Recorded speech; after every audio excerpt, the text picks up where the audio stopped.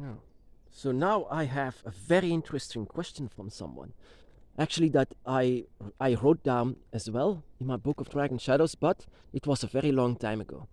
I wrote that I actually was I left these religions because they always said things that doesn't make sense. One of those things that doesn't make sense was that an all-loving God created us.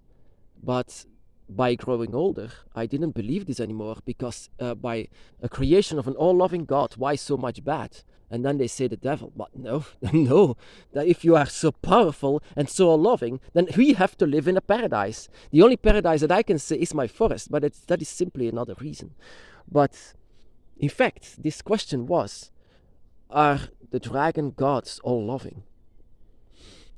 Are the dragon gods all-loving? And are they also all powerful? Well, to all of the questions, no. No, no, no. The dragon gods are not.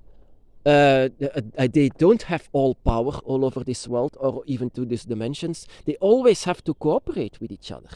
So, or else there will nothing happen, of course. That is just the same if water is only water but no air or fire or nothing with it, then it's just going to be water. Or without air, there is nothing. Without water, there is nothing. We need all of the elements. That is the same thing with the dragon gods. So they are not all powerful. They have to cooperate and work together, even though this creates conflict. Sometimes it creates conflict when you see elements clashing together. It's creating a dragon fight, I might say.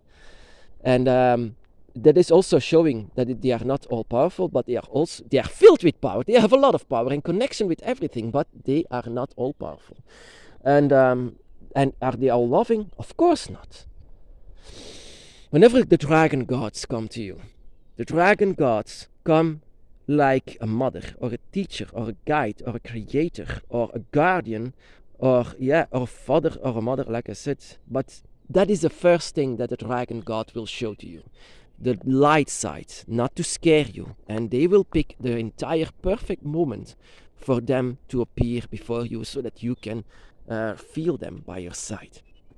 And they will appear before you with a lot of light, with much light. And they have a lot of light for you. The thing is, they don't have a lot of light for others, for maybe people and animals that are not in a connection with them. They are created, yes, of course, out of their elements, yes, of course, and they are very interesting to watch, yeah, but they are not. They don't feel all the love for this life. They feel all of the love for you. This is something that you might feel very much. The love that you can feel from them. They have a lot of light for you, but that doesn't mean that they are all loving. Not at all. They will teach you all the ways, but also the ways of darkness. And every dragon god has their main point of darkness. And that is what creates a lot of gray energy. That is what the dragon is all about. Gray energy, dark and light together, not having a choice between light and dark. Because, for example, Tiamat is the goddess of chaos. She has a lot of chaos. Out of the chaos is a lot of darkness, and this darkness makes you even forget who you are, forget about your humanity, forget about it. That is that she creates a lot of darkness, but ultimately to reach out for the light. And for example, Leviathan, he's indeed a teacher, but he is also the Lord of Darkness, and there is a lot of darkness inside of Leviathan. Whenever he comes, he will show you the way of darkness and you will change by it. But this darkness is also part of nature, of course. For example, Quetzalcoatl, he is the wisest of all of the dragon gods. He is the purest guide, yet he's also a lord of conflict. He's also a lord of even war sometimes. He has also can create a lot of darkness as well. And for example, Pangu, the creator of it all, the end of chaos, the counterpart of Tiamat, is also a lord of you can say, selfishness. And Shenlong, Tialong, and Naga, all of them are ultimate guardian, just like Fafnir is, but they are guardians of the heavens and the gates as well through this place. In fact, Shenlong, Tialong, and Naga have the same energy like Leviathan, and they are very much the guardians of it. Guardians, even maybe on the same side as Leviathan.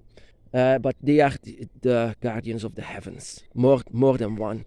And Naga as well, and Fafnir of course, but he is Lord of anger and fire.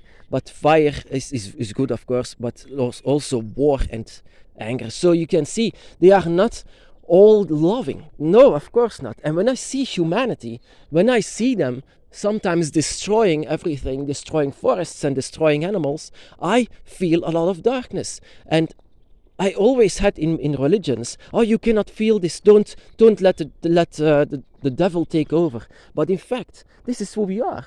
Without this, all of this, without all of what the dragon gods might are, without all of this, that doesn't make us a free being anymore.